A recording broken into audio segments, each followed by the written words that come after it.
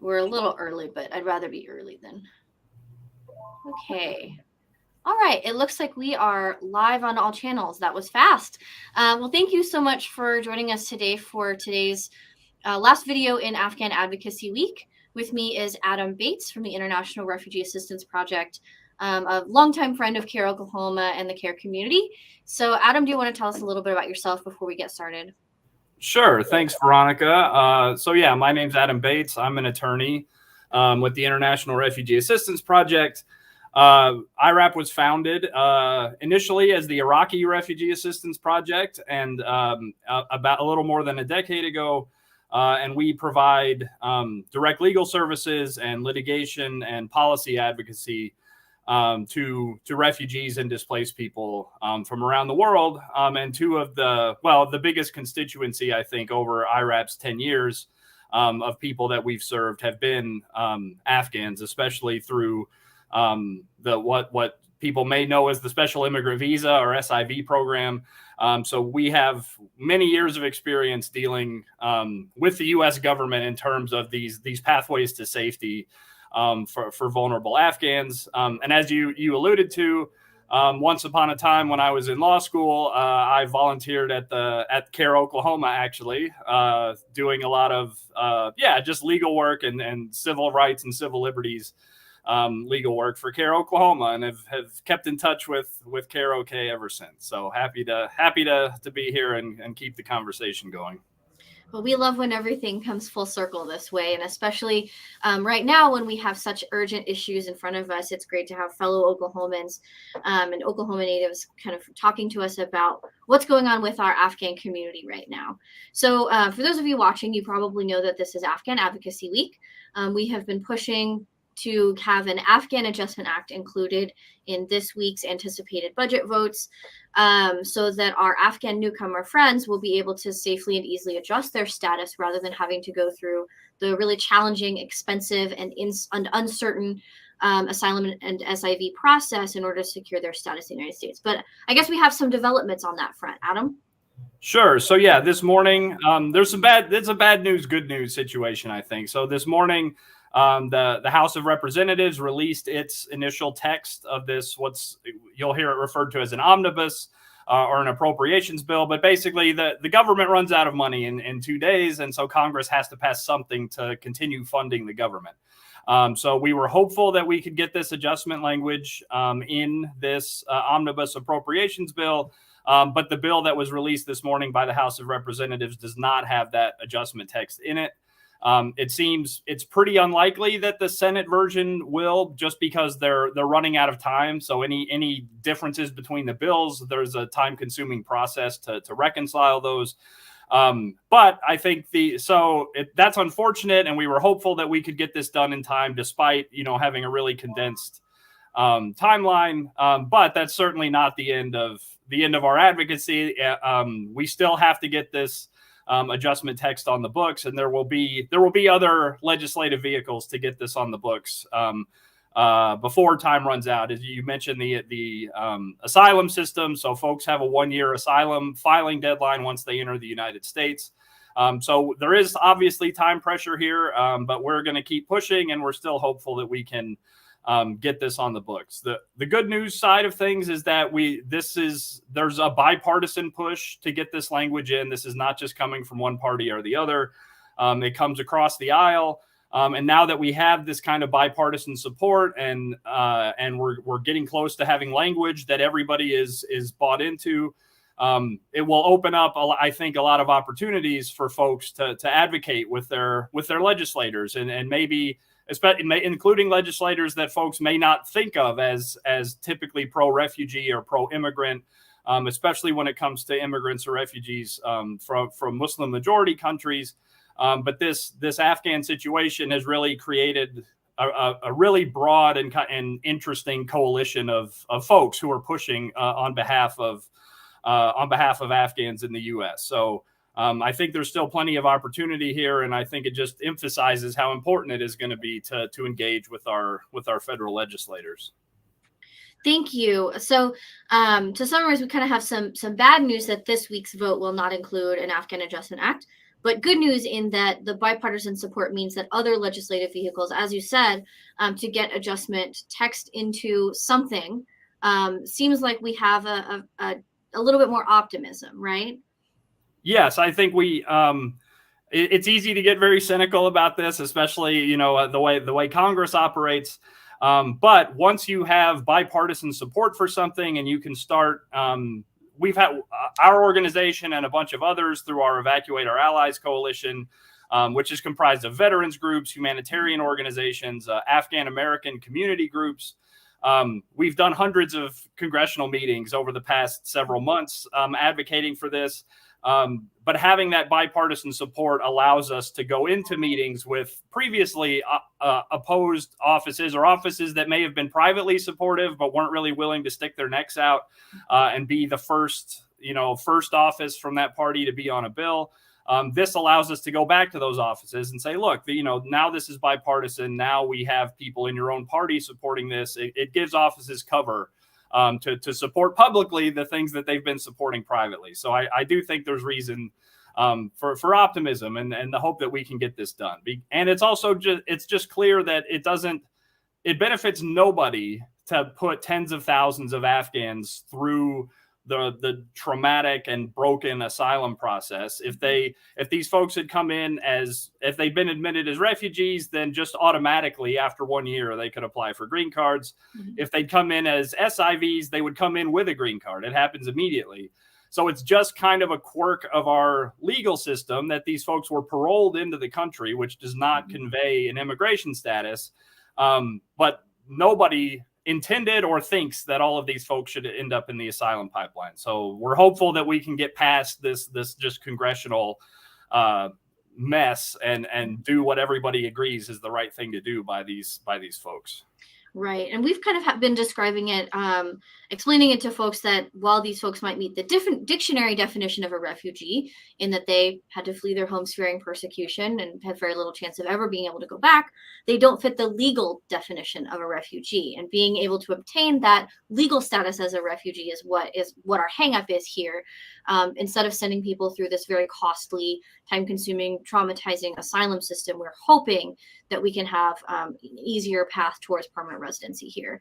So I want to switch tracks really quickly. Here in Oklahoma, there are lots of folks kind of in a variety of movements who feel really disempowered towards federal advocacy because we have not typically had such great relationships with our federal representatives and senators in DC. However, having the bipartisan support for Adjustment Act language should make folks feel a little bit more powerful when they're contacting their offices. Can you talk us through some tips for advocacy at the federal level?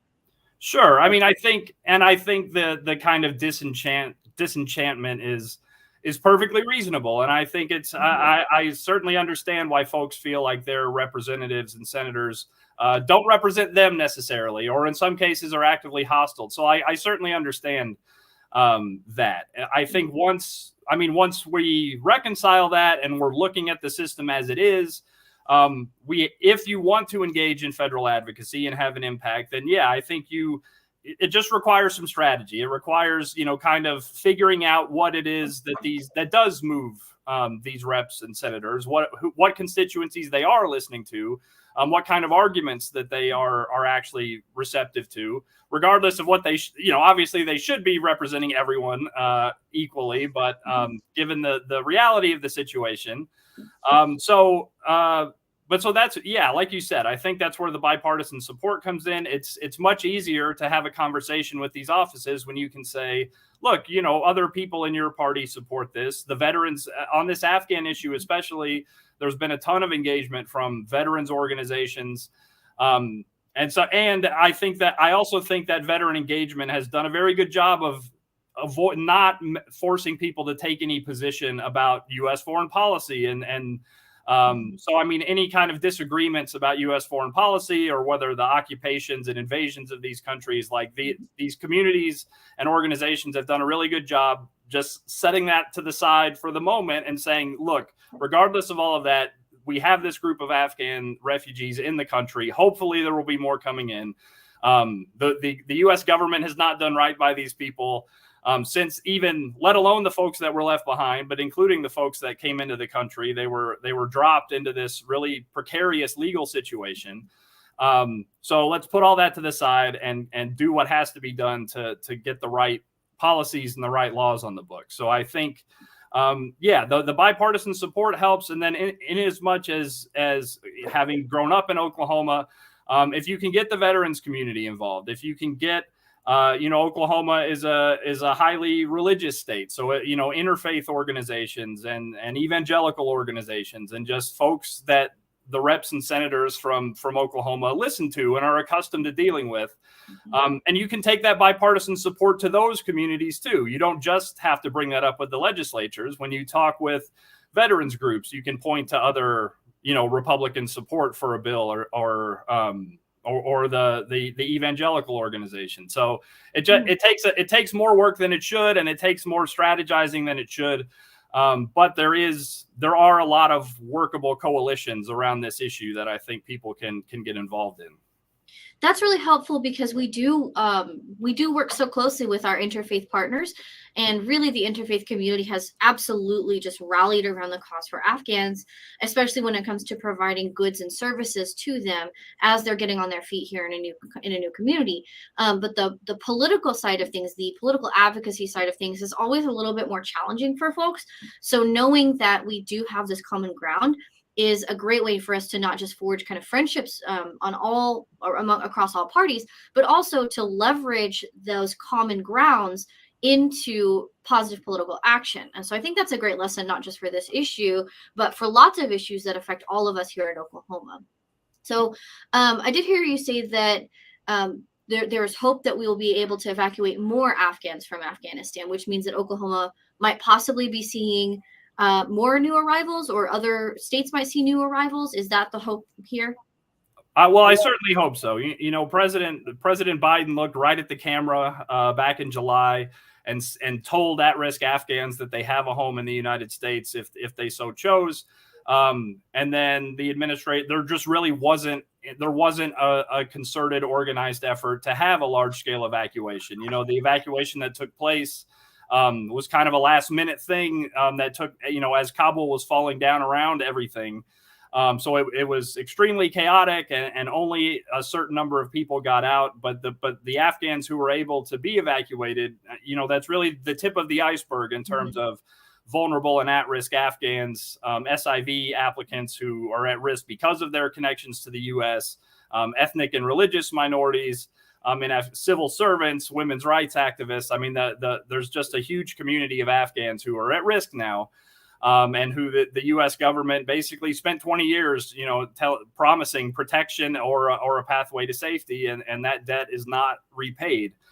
So the hope is that there will continue to be, U.S. efforts to evacuate at-risk Afghans who are pursuing that, and that there are a lot of Afghans who have already gotten out of Afghanistan. Either they were evacuated by private means or other governments, or they managed to make their own, arduous way out of Afghanistan. And so our hope and our pressure on the administration is that they continue bringing those folks into the country and providing them a pathway to a new life somewhere else that's safe. And again, I think that's an issue that is, kind of uniquely bipartisan in this highly partisan day and age, especially when it comes to immigration issues. But the sense that the U.S. government made promises and made obligations and has responsibilities towards these folks. I mean, I think that's an easy argument to make, regardless of who you're speaking with. So that's certainly the hope. Yeah, that's a great reminder too for our viewers that there was so much energy when our first arrivals got here. There was a flood of donations, of items, of money, so much energy around being able to take them to access all of the different services that they need. But it's also a good thing to keep in mind that this is a marathon, not a sprint, that we are not finished with our obligations. We're not finished with our promises. We're not finished with the work, and that we have to keep that same energy, not just for the later arrivals, but also being prepared to receive more Afghan newcomers should that become necessary and should that become possible, as we are hoping that it would be. So I just want to remind anybody who's viewing us now that we have advocacy materials available on our website at careoklahoma.com.